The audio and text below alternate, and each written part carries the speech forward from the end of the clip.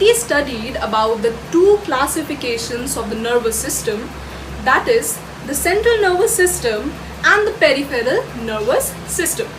The central nervous system is all about the brain and the spinal cord, whereas if talking about the peripheral nervous system, it is constituted by the cranial nerves, the nerves that arises from the brain, and at the same time constituted by the spinal nerves, the nerves that arises from the spinal cord.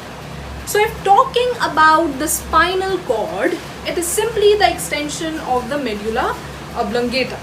Medulla oblongata, we have already talked about it. It's just a posterior part of the hindbrain, and it continues backwardly to form the spinal cord that runs along the neural canal of the vertebral column. So just to make our understanding more clear, we'll take the help of a diagram. So let's see.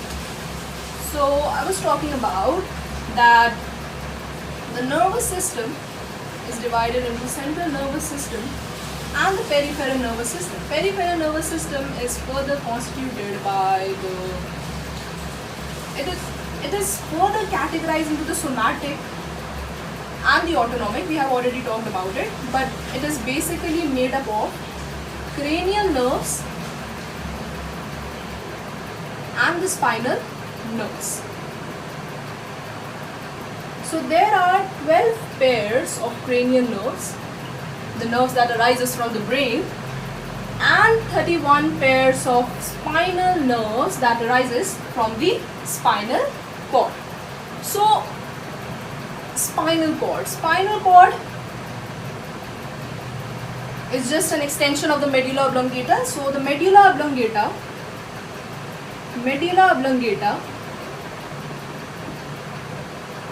continues to form the spinal cord that runs along the neural canal of the vertebral column.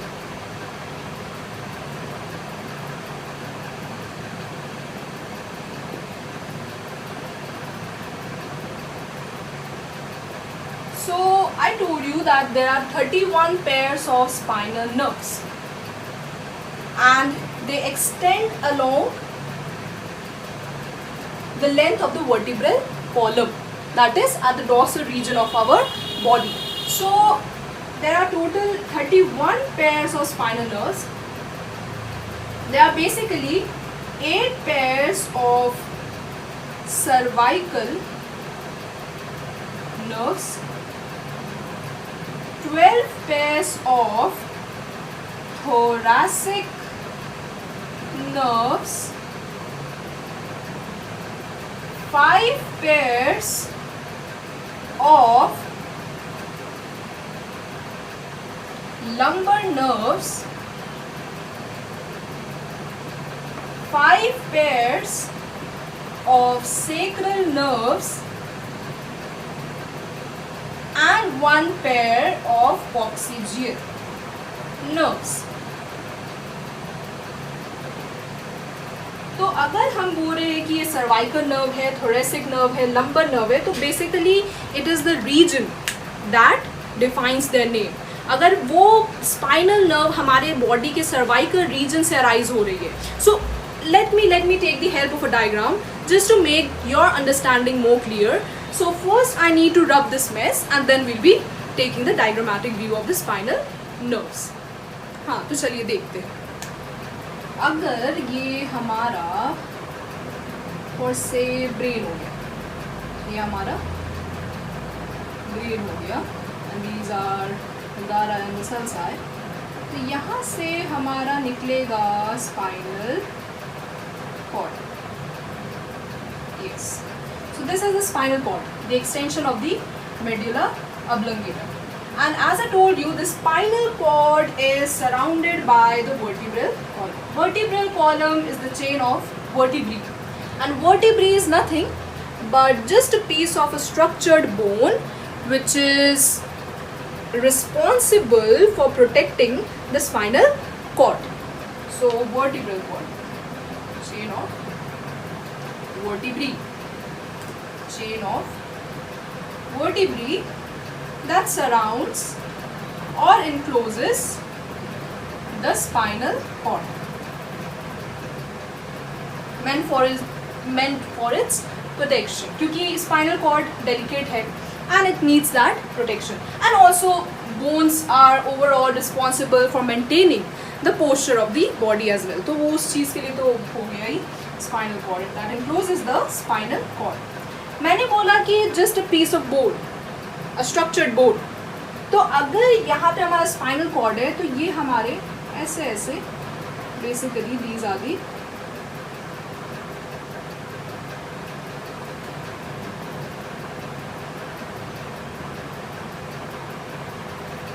ये हमारा हो गया spinal cord. ये एक section, दूसरा section, तीसरा, मतलब जैसे कि ये वन वर्टिब्रल कॉलम है और बीच में क्या है, एक neural canal, and from there the spinal cord runs. तो ये इस तरीके से कुछ पैटर्न हो जाता है.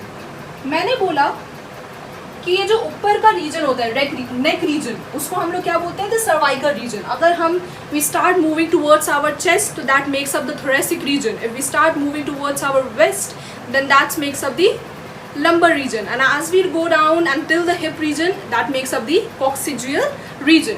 और उसी बेसिस पे हम अपने स्पाइनल नर्व्स को नाम देते हैं.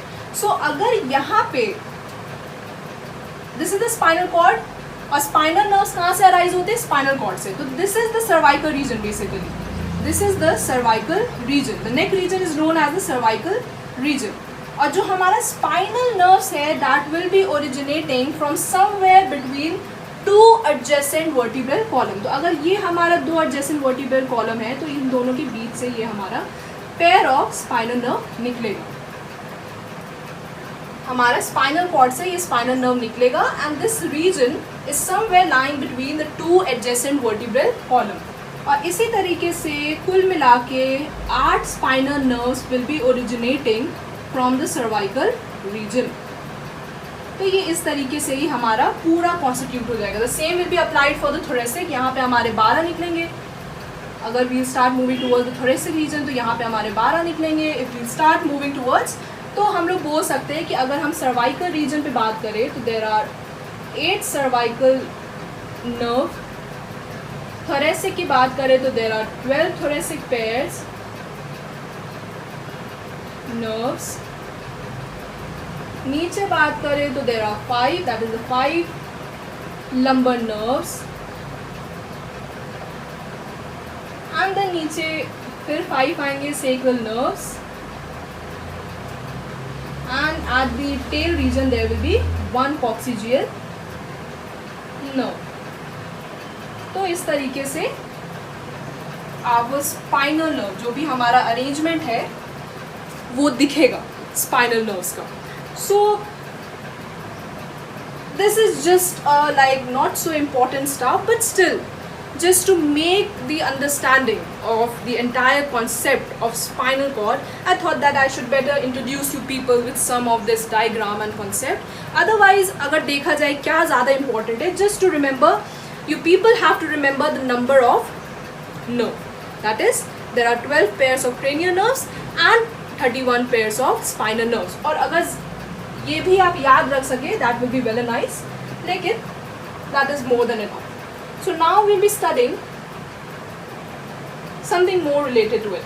अगर देखा जाए यहाँ पे एक और चीज़, जैसे कि हमारा जो ब्रेन था that was surrounded by the meninges, that is the pia mater, arachnoid and dura mater. The spinal cord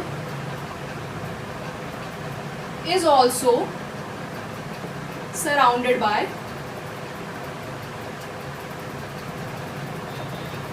pia mater, that is the innermost membrane, arachnoid the middle layer, and dura mater, that is the outermost, thickest and the strongest layer.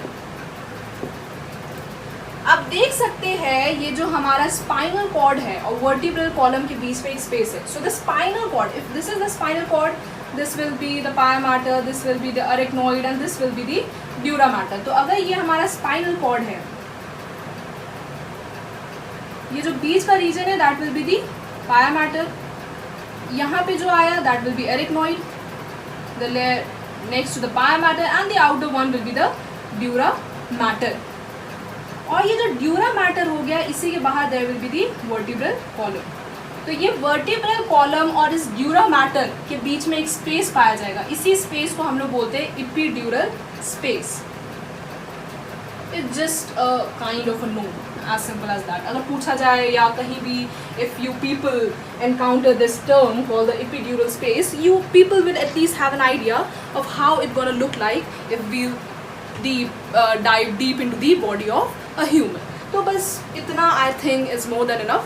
Now we'll be taking the section of a spinal cord और उसको हम थोड़ा diagrammatically समझने की कोशिश करेंगे. So now let's study about a section of the spinal cord. So if we consider a section of a spinal cord, here it's going to look like.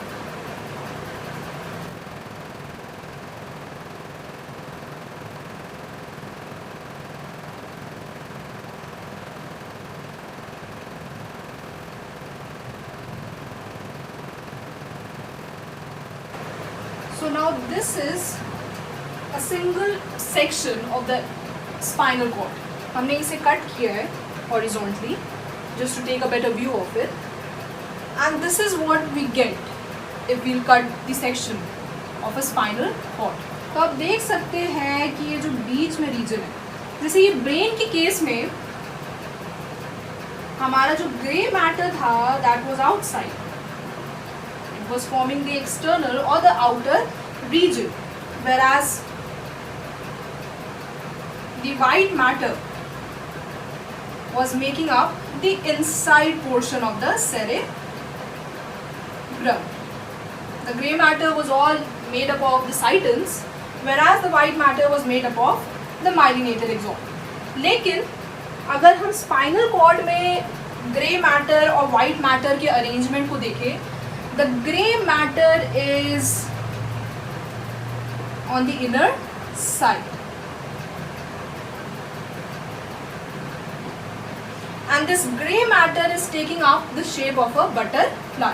तो human के केस में या मैमल के case में बात करें, जो हमारा ग्रे मैटर है it is basically of butterfly shape. Frogs में बेसिकली ये रेक्टेंगुलर शेप का हो जाता है, लेकिन अगर हम एक फ्रॉग की स्पाइनल कॉर्ड को डिस्टिंग्विश करें फ्रॉम या डिस्टिंक्ट करें from that of a human being और अ मैमल, तो यहाँ पे हमारा जो ग्रे मैटर है it is of butterfly shape. And if talking about the spinal cord of a frog, वहाँ पे हमारा grey matter is rectangular in shape. तो ये हमारा ग्रे मैटर हो गया और ये हमारा जो आउटसाइड रीजन है, so this is the grey matter.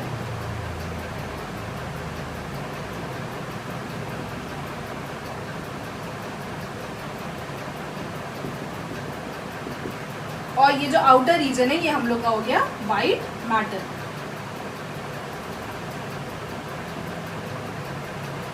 Spinal cord का ये region is known as the dorsal side.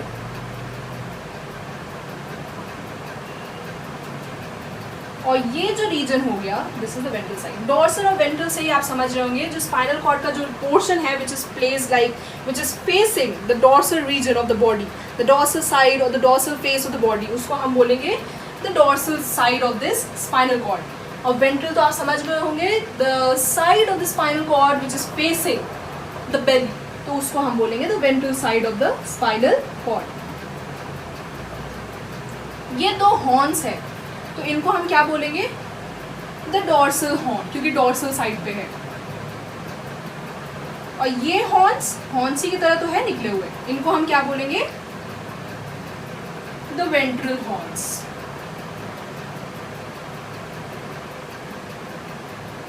ये बीच में हमारा हो जाएगा सेंट्रल कैनाल.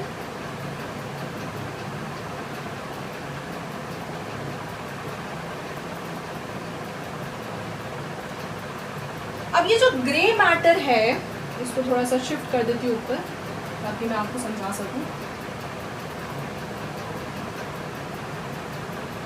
ये जो ग्रे मैटर है it extends out to form a tube like structure. It extends out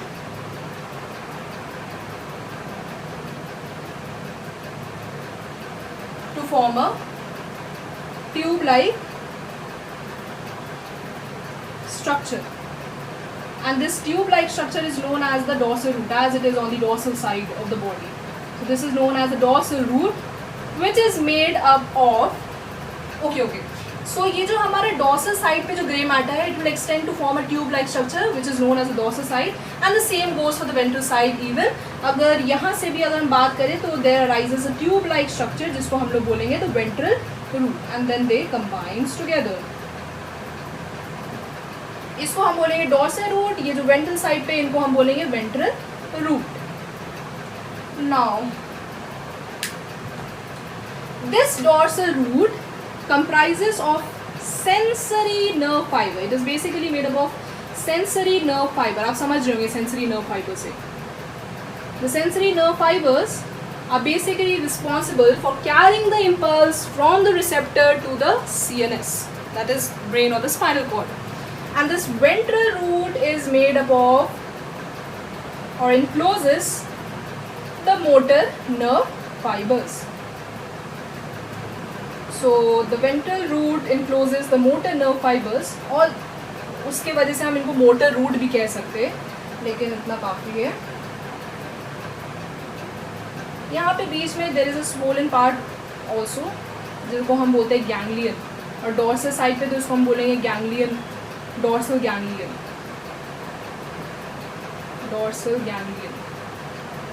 तो ये जो हमारा dorsal root है it encloses the sensory nerve fibers, whereas the ventral root encloses the motor nerve fiber. मुझे लगता है इतना marking is more than enough if sticking to the class 10th standard.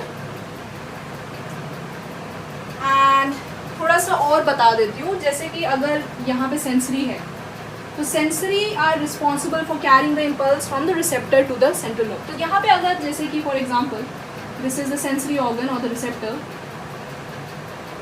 This is the receptor, तो यहाँ से हमारा originate होगा impulse and it will be directly carry to the spinal cord. अब ये यहाँ पे अंदर एक्सटेंड होगा. Now here there will be a kind of a relay, और फिर ये यहाँ पे जाके जुड़ जाएगा. तो ये यहाँ पे जो इंटरकनेक्ट कर रहा है हमारे सेंसरी नर्व फाइबर को with the motor nerve fibre, तो ये जो बीच में यहाँ पे जो इंटरकनेक्टिंग नर्व फाइबर पाया जा रहा है इसी को हम लोग क्या बोलेंगे, एसोसिएशन नर्व और the interneuron nerve. And then it extends here. तो यहाँ पे हमारा क्या होगा, this motor nerve fibre will be carrying the impulse from the spinal cord to the effector. तो यहाँ पे हमारा क्या आ जाएगा, effector. As simple as that. ये एक तरीके से रिफ्लेक्स आर्क भी हम लोग समझ चुके हैं, लेकिन रिफ्लेक्स आर्क यही है. रिफ्लेक्स आर्क क्या हो गया, the path along which the nerve impulse passes, that is from the receptor along the sensory nerve fiber passing through the interneuron that do exist in the region of the spinal cord and then to the effector through the or via the motor nerve fiber. इसको थोड़ा और हम लोग गहरे में समझेंगे, गहराई से समझेंगे. What is the reflex action or reflex arc? So if we have already talked about the spinal cord, then it's so very obvious that it will be now followed by the term called the reflex action. तो अपने next video में we'll be studying about the reflex action, reflex arc, and then ऐसे धीरे धीरे करके we'll be moving towards the end of this chapter. तो चलिए मिलते हैं नेक्स्ट वीडियो में.